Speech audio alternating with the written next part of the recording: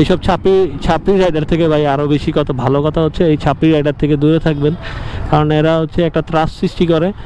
রাস্তাঘাটের মধ্যে এমন পরিমাণে এমন লাউড একটা হলার বা এক্সস্ট লাগায়, এরা ডিবি ক্লার ইউজ করে না, কিছু করে না, আরও মানুষকে একটা আতঙ্কিত সৃষ্টি করে।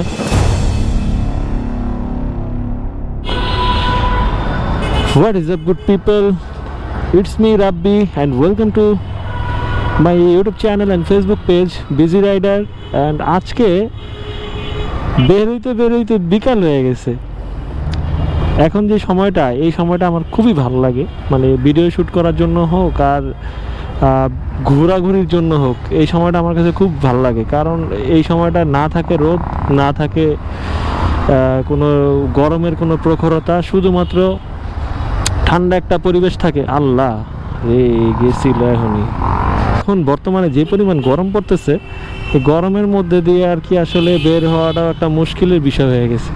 এখন এই সময়টা খুবই ভালো লাগে, বিকালবেলাটা একটু মৃদু বাতাস, ঠান্ডা হাওয়া, ভালোই লাগে, খারাপ না। আর একটা জিনিস খেয়াল করছেন আপনারা, সেটা হচ্ছে এই যে মানে চোখ খুললেই দেখেন মনে হইতেছে যে মানে বাইকের যে আমরা যে বাইকের ট্যাক্স দেই, তারপরে হচ্ছে আমরা যে গাড়ি ঘোড়ার যে ট্যাক্স দেই, ট্যাক্স দিয়ে যে আমরা রোড পারমিট সহ যে আমরা গাড়িগুলো নামাই, আর নামায় দেখেন আমরা কিন্তু শান্তিমতো চালাইতে পারতেছি না। বর্তমানে রীতিমতো এই সমস্যাটা ফেস করতেছি সবচেয়ে বেশি। সব খালি অটো রিক্সা খুবই কম এখন, মানে অটো রিক্সা সব হচ্ছে ব্যাটারি চালিত রিক্সা, অবৈধ রিক্সা। সো এগুলা কীভাবে বন্ধ করবো? এগুলোর একটা তো সিস্টেমে আনা উচিত। আর মনে হইতেছে যে আসলে আমরা যারা আর কি এই যে ট্যাক্স টোকেন হোক, তারপরে গাড়ি রেজিস্ট্রেশন হোক, এইগুলো করে যে আসলে আমরা টাকা পয়সা নষ্ট করতেছি, শুধুই নষ্ট করতেছি আমার মনে হইতেছে। মানে আমরাও এদের মতো চালানো উচিত। কারণ আমরা যদি একটা প্রতিজ্ঞাবদ্ধ হই যে আমরাও এগুলার রোড ট্যাক্স বা এগুলা কিছু দিব না, বাইকের হোক গাড়ির হোক। কারণ এরা যে পরিমাণে অবৈধভাবে দখলদারিত্ব করে রাখছে, এ দেখেন মানে আপনি যদি যদি আপনি 100টা দেখেন, 100টা গাড়ি দেখেন, 100টা গাড়ির মধ্যে দেখবেন যে আপনার 70% হচ্ছে রিক্সা। দেখবেন চোখ দিয়ে যেদিকে তাকাবেন ওদিকেই অটো রিক্সা। তারপরে এই সিএনজি তো আমাদের রোড ট্যাক্স দিয়ে দেয়। তারপরে আর হচ্ছে যারা এই রোড ট্যাক্স, তারপরে যা আছে এগুলো যারা দেয় আর কি লিগেলভাবে যারা চালায় তাদেরকেই আবার ধরে মামলা দেয়। আর এদের জন্য কোনো মামলা নাই, এদের জন্য কোনো নিয়ম নাই, কানুন নাই। আগে ছিল হচ্ছে এরা যদি রাস্তার উপরে উঠতো, রাস্তার উপরে উঠলে, মেন রাস্তায় উঠলে এদেরকে হচ্ছে ডাম্পিংয়ে দেওয়া হইতো। তার 1500-1000 টাকা আর কি জরিমানা, 1500 থেকে 1000 থেকে 1500 টাকার মধ্যে আর কি জরিমানা করা হইতো। বাট এখন সিস্টেমটা এমন হয়েছে যে ওদেরকে জরিমানা করবে দূরে থাক, ওরা আরও হুমকি ধামকি দিয়ে মানে অটোওয়ালারা এমন একটা পায়তারা শুরু করছে। আরও দেখা যায় যে যারা আর কি আমরা রোড ট্যাক্স, তারপরে আমরা নানান রোড ট্যাক্স দিতেছি, তারপরে আমরা রেজিস্ট্রেশন করতেছি, লিগেলভাবে আমরা গাড়ি চালাইতেছি, সব কিছুই আমরাই করতেছি বা আমরাই মার খাইতেছি। তো এই জিনিসগুলো আর কি খারাপ লাগে। আর রাস্তার মধ্যে এই যে আমি যে রিসেন্টলি এই যে আমরা একটা বাইক কিনলে কি করি, যে অন্য মানুষের নামে গাড়ি থাকলেও, গাড়িটা কিন্তু বৈধ গাড়ি, কিন্তু অন্য মানুষের গাড়ি থাকলেও আমরা কিন্তু চালাইতে পারি না। আমরা চালাইতে গেলে দেখা গেছে যে ওই সার্জেন্ট যদি ধরে, মানে গাড়ির পেপারস চেক করতে গেলে দেখা যায় যে ওই আমাদের নামে যদি যে ড্রাইভ করতেছে বা যে রাইড করতেছে গাড়িটা, তার নামে যদি গাড়ি না থাকে বা তার নামে যদি বাইকটা না থাকে, তাহলে কিন্তু তাকে একটা মামলা দেওয়া হয়। সো এই মামলার বিষয়টা আসলেও একটু করা উচিত, যে যার নামে গাড়ি তো বৈধ গাড়ি, এখন বৈধ গাড়ির মধ্যে আবার দিতেছে মামলা, অথচ এদের কিছুই নাই। এরা দেখা গেছে যে এরা করে কি, যে আপনার নর্মাল যে রিক্সাগুলো, এই রিক্সাগুলোর মধ্যে কি সিস্টেম করে ব্যাটারি 2-3টা লাগায় তারপরে তারা এটা অটো বানায় ফেলছে। আর এগুলা কি পরিমাণে যে অ্যাক্সিডেন্ট হইতেছে আমরা তো দেখি আর কি, অনলাইনে, ফেসবুকে দেখি, ইউটিউবে দেখি, সব জায়গায় আবার কি চোখের সামনে হয়ে যায়। একটু আগে একটা দেখলাম যে মানে এগুলা হুটহাট ব্রেক মারে, বলছিলাম না, এগুলো হুটহাট ব্রেক মারে, হুটহাট মনে করেন ডাইনে বামে চলে যায়। এগুলো তো কোনো ইন্ডিকেটরও নাই। এমন একটা অবস্থা। সো এগুলা আসলে উঠায় দেওয়া উচিত এই অটোরিকশাগুলা, কারণ না হলে এই যে পুরো কি বলে, এই যে দেখতেছিলাম নিউজ দেখতেছিলাম যে এগুলা আসলে জনজীবনে একটা গলার কাটা হয়ে দাঁড়াইছে। আপনি দেখেন এই প্রচুর পরিমাণে অটোরিকশা, প্রচুর। এই যে একটু চালানো যায় না, টান দিলেই দেখি অটোরিকশা। কিছু কিছু অটোরিকশার পিছনে মানে ইন্ডিকেটরের সিস্টেম রাখছে, বাট হচ্ছে তারা এগুলো আর কি ইউজ করে না আমার যতটুকু মনে হয়।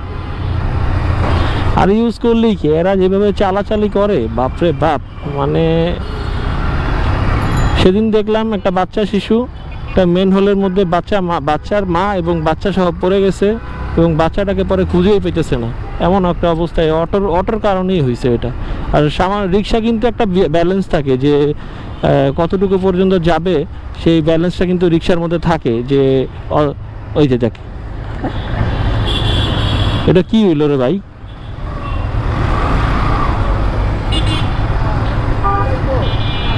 ভাই ভয়ই লাগে রে ভাই, এটা কি ছিল? আপনারা দেখছেন কিভাবে আসছে? আমি তো এদিক থেকে দেখতেই পাই নাই, বলতে না বলতে।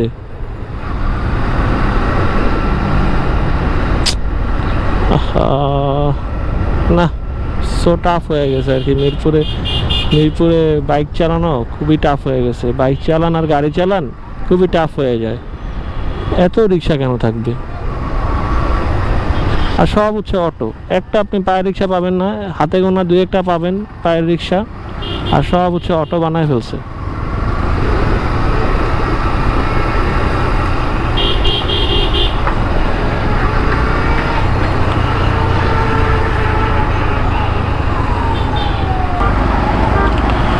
তো আমাদের এবার অটো নিধন কর্মসূচিতে নামা উচিত, কারণ অটো নিধন কর্মসূচিতে না নামলে কিন্তু হবে না। এটা উচিত আমাদের একদম মানে কড়া হুঁশিয়ারি দিয়ে অটো নিধন কর্মসূচিতে নামা উচিত। যে পরিমাণে ভাই মানুষ অ্যাক্সিডেন্ট হইতেছে, যে পরিমাণে অটো নামাইতেছে, রিক্সার গ্যারেজে যেই অবস্থা। আমাদের এখানে একটা গ্যারেজে খবর নিলাম, সেখানে যত রিক্সা ছিল সব রিক্সা মানে অটো করে ফেলছে। যত রিক্সা ছিল এইগুলো ব্যাটারি কিনে যাদের পায়ে চলা রিক্সা ছিল বা ওইভাবে রিক্সা ছিল, কী করে 70 থেকে 75 হাজার টাকা দিয়ে তারা অটো রিক্সা বানায় ফেলে। এবং তাদের আগে বিল আসতো হচ্ছে যদি 5,000 থেকে 6,000 টাকা, এখন তাদের বিল আসে হচ্ছে 30,000 টাকা। এরকম অবস্থা। দেখ, কোনো নিয়মের কোনো তো বালাই নাই, নিয়মের কোনো তোয়াক্কা নাই। এদেরকে কি বলবে? ভাই গরিব মানুষ, ছাইরা দেন, লাগাই দিলে ভাই গরিব মানুষ ছাইরা দেন, এমন করে আর কি। সারাদিন গরমের পরে কি সুন্দর আকাশে মেঘ জমছে।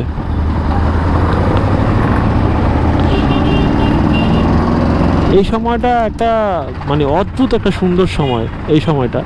কারণ এই সময়টা যখন লং রাইডে যখন যাবেন, লং রাইডে গেলে আর কি একটা জিনিস দেখতে পাবেন যে এই সময়টা আর কি কিছু সময় আর কি ব্রেক দেওয়ার চেষ্টা করবেন। কারণ এই সন্ধ্যার যে সময়টা, এই সময়টায় আপনার আলো থেকে অন্ধকার হয়ে যায়, পুরো দুনিয়া অন্ধকার হয়ে যায়। যে যেখানেই থাকেন না কেন পুরো দুনিয়া অন্ধকার হয়ে যায় এই সন্ধ্যার সময়টা। তখন আধা ঘন্টা একটু ব্রেক দিয়ে নিলে তখন আর কি ভালো হয়। কারণ হঠাৎ করে আলো থেকে অন্ধকারে চলে আসলে তখন এই যেই চোখের যে আইএসও বলে রিফ্লেকশন, সো এটা আর কি তখন ঝাপসা লাগে। তো ঝাপসা থেকে বাঁচতে হলে আপনার আধা ঘন্টার মতো একটু বা 20 মিনিটের মতো একটু লং রাইডে গেলে একটু 20 মিনিটের মতো বা 10 মিনিটের মতো বা 15 মিনিটের মতো একটু, ম্যাক্স হচ্ছে 20 মিনিটের মতো একটু রেস্ট নেওয়া উচিত। রেস্ট নিয়ে নিলেন, পাশাপাশি হচ্ছে অন্ধকারটা হয়ে আসলে দেন হচ্ছে আপনি রাইডটা স্টার্ট করেন। লং রাইডের ক্ষেত্রে গেলে এই জিনিসটা হয় যে যখন ইয়েতে গেছিলাম, সাজেক গেছিলাম, তখন এই জিনিসটা হয়েছিল যে সাজেকে যখন যাই তখন আমরা ভুল করে দিছিলাম, রাস্তা হচ্ছে ভুল করছিলাম অনেকটুক, রাস্তা ভুল করে আমরা ইয়ের দিকে সিলেটের রাস্তার দিকে ঢুকে গেছিলাম মনে হয়, এমন কিছু একটা ছিল। সো আমরা তারপরে আমরা 200-250 কিলোমিটারের মতো রং রোডে চলে গেছিলাম। 200-250 কিলোমিটার মানে বুঝতেছেন কত কিলোমিটার রং গেছি, তারপরে আবার ঠিক রাস্তায় চলে আসতে কত সময় লাগছে। তখন তো ছিল ম্যাপ দেখছি, ম্যাপে দেখায়, তো ম্যাপে তো সব দিক দিয়েই দেখায় যে সব দিক দিয়েই যাওয়া যায়, কিন্তু কাহিনী হইতেছে হলো আমরা তো ভুল করে ফেলছি আগেই। রাস্তা যেদিকে দেখায় ম্যাপে আগের থেকে লোকেশন দিয়ে রাখলে হইতো, কিন্তু আগে থেকে লোকেশন দিয়ে রাখি নাই, পরে লোকেশন দিয়ে দিছি, এই জন্য আর কি এই ঝামেলাটা হয়েছে। আর গুগল ম্যাপের উপর ভাই বিশ্বাস করা যায় না, তখন তো বুঝি নাই, পরে এই রং রোড দিতে হয়েছে, পরে ওয়ান ওয়ে রোড চলে আসছিলো, পরে কি করার, আর পরে আবার সেই রাস্তায় ব্যাক করছি, ব্যাক ট্যাক কইরা দেন হচ্ছে আমরা পরে আর বেশি দূর চালাতে পারি নাই। পরে আমরা ইয়েতে নোয়াখালীতে যাই, আমরা রেস্ট করি, রেস্ট করার পরে তারপর যেতে যেতে কিন্তু আমাদের নোয়াখালী পৌঁছাইতেই আমাদের রাত হয়ে গেছে। চিন্তা করেন, আমরা বের হয়েছিলাম হচ্ছে সকালবেলার দিকে, সকালবেলা বলতে কি আমরা সকাল ভোরে বেরিয়েছিলাম। সকাল ভোরে বের হয়ে আমাদের এত সময় লাগলো কেন আমি বুঝলাম না, মানে আমাদের তখন অলমোস্ট রাত হয়ে গেছে। নোয়াখালী যেতে কি আমাদের এত সময় লাগার কথা নাকি এখান থেকে এখানে, কিন্তু আমরা ভুল করে আমরা সেই কাঞ্চন ব্রিজ হয়ে নানান জায়গায় ঘুরা মুইরা পরে গেছি। ওই যে রং রোড মারার কারণে আর কি ঝামেলাটা ওই জায়গায় হয়ে গেছে। আমার পরে সন্ধ্যা হয়ে গেছে, আবার মাঝখানে তো ব্রেক ট্রেক থাকেই। ভাই পিছনে বসে গেছিলাম, পাছা মাছা পুরো অবস্থা খারাপ হয়ে গেছে তখনই, মানে পিছনের অবস্থা পুরাই খারাপ। আর টোটাল আমাদের ট্যুরের পরে গেছিলাম হচ্ছে ইয়েতে, এই নোয়াখালী গেছিলাম ওই আলিফের দাদা এবং নানার বাড়িতে। পরে ওইখানে যায় স্টে করলাম রাতটা স্টে করার পরে দেন আমরা গেলাম হচ্ছে ইয়েতে, ওইখান থেকে বারাইয়ার হাট হয়ে তারপরে চিটাং বারাইয়ার হাট, কত কিছু আছে ওইখান থেকে, নামও ভুলে গেছি। তো বারাইয়ার হাটটার কথা মনে আছে। তো ওইখান থেকে গেলাম সাজেকে, সাজেকে যাওয়ার পরে আর কি ওইখানে থাকলাম। তারপর আসার টাইমে সাজেকে তো ডিরেক্ট যাইনি, পরে ওইখান থেকে ওইখানে আবার খাগড়াছড়ি যাই আমরা আবার স্টে করছি আবার এক রাত। তো এখানে এক রাত স্টে করার পরে তারপরে হচ্ছে আমরা ওইখান থেকে পরের দিনই স্কোয়াড ধরলাম। তো ট্যুরটা ভালোই ছিল, কারণ অনেক গ্যাপ মানে এনজয়েবল ট্যুর ছিল। গ্যাপ নিয়ে আর কি রেস্ট নিয়ে আর কি গেছিলাম, তো ভালোই লাগছে। আর পরে ওইখান থেকে গেলাম হচ্ছে স্কোয়াড ধরে, তারপরে আমরা সাজেকের উদ্দেশ্যে রওনা হই। আর আসার সময় হচ্ছে পরে ওইখানে 3 দিনের মতো আমাদের আমাদের যে বাজেট ছিল, বাজেট অনুযায়ী আর কি আমরা 2 দিন থাকার প্ল্যান করে গেছিলাম। কিন্তু এখানে যাওয়ার পরে দেখলাম যে আমাদের এখনও আরও প্রচুর টাকা পয়সা আছে, পরে আমরা 3 দিন থাকলাম।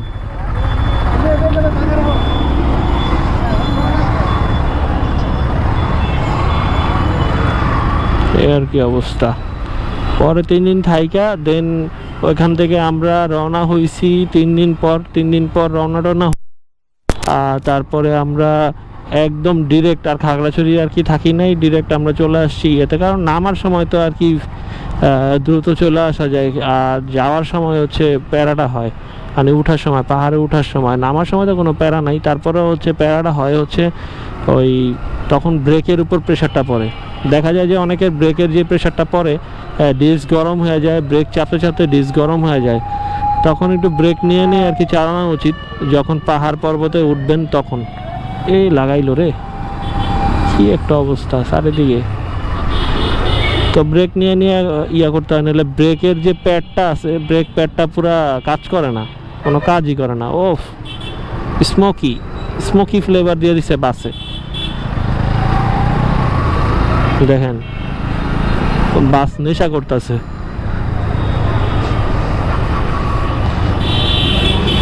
এত বড় বাস এই 60 ফিটের মধ্যে ঢুকাইলো কেন আবার এই সময়টায়?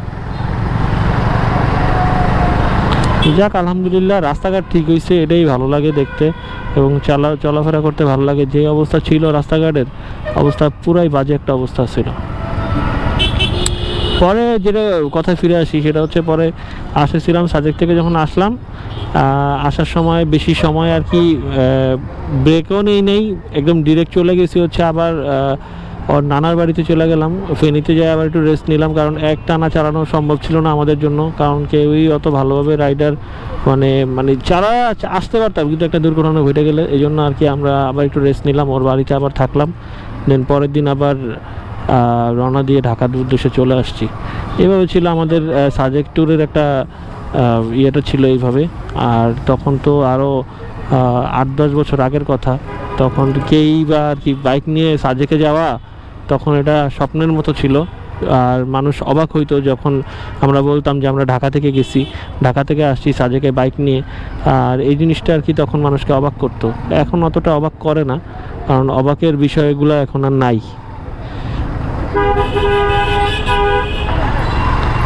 এখন আর কেউ অবাক হয় না, কারণ এখন প্রচুর পরিমাণে মানুষ ট্যুর দেয়, ট্যুর মুড়ে যায়। কারণ ট্যুর দিলে আর কি করার, ট্যুরের ব্যাপারই ভিন্ন। এখন ঘন ঘন মানুষ ট্যুর মুড় দেয়, তো ওই বিষয় বলে লাভ নাই। সো আজকের ভিডিওটা এখানে শেষ করব। সো যারা যারা আমার চ্যানেলে নতুন, এখনও সাবস্ক্রাইব করেন নাই, প্লিজ সাবস্ক্রাইব করে দেন। আর আমার ভিডিও যদি ভালো লেগে থাকে তাহলে একটা লাইক দিয়ে দিন। আর আমার পরবর্তী ভিডিও দেখতে হলে অবশ্যই সাবস্ক্রাইব করতে হবে। সাবস্ক্রাইব না করলে আপনারা আমার পরবর্তী কন্টেন্ট পাবেন না। সো যদি মনে হয় যে সাবস্ক্রাইব করা উচিত তাহলে সাবস্ক্রাইব করতে পারেন। সো সেই পর্যন্ত ভালো থাকুন, সুস্থ থাকুন, আর সবসময় সেফলি রাইড করুন। আর ঢাকা শহরের অবস্থা খুবই বাজে হয়ে গেছে। মনে হয় যে গ্রাম অঞ্চলে যেয়ে থাকতে পারলে খুবই ভালো হইতো, কারণ এই টেসলাদের জন্য আর কি চলে মজা পাওয়া যায় না। কারণ প্রচুর রিক্সা, গাড়ি ঘোড়া সব কিছু মিলে একদম প্যাকেজ হয়ে গেছে। তো এত টেসলা ড্রাইভারদের সাথে আর কি আমরা পাঙ্গা নিয়ে পারবো না। লাগাই দিলে বলে যে ভাই গরিব মানুষ ছেড়ে দেন। আর ক্ষতি হয় হচ্ছে যাদের গাড়ি আছে, যাদের বাইক আছে, তাদের ক্ষতি হয় সবচেয়ে বেশি। আর এদেরকে কিছু বলাও যায় না, এটার জন্য একটা আইন করা উচিত। আর আপনি যদি এটার পক্ষে থাকেন তাহলে আমাকে কমেন্টে জানাতে পারেন। আর কে কোথা থেকে আমার ভিডিও দেখেন প্লিজ কমেন্টে জানান। আর এইসব ছাপড়ি রাইডার থেকে ভাই আরও বেশি ভালো কথা হচ্ছে এই ছাপড়ি রাইডার থেকে দূরে থাকবেন, কারণ এরা হচ্ছে একটা ত্রাস সৃষ্টি করে। রাস্তাঘাটের মধ্যে এমন পরিমাণে এমন লাউড একটা হলার বা এক্সজস্ট লাগায়, ডিবি ক্লার ইউজ করে না, কিছু করে না, আরও মানুষকে একটা আতঙ্কিত সৃষ্টি করে, মানে রাস্তার মধ্যে একটা ভীতি সৃষ্টি করে তারা বাইক রাইড করে।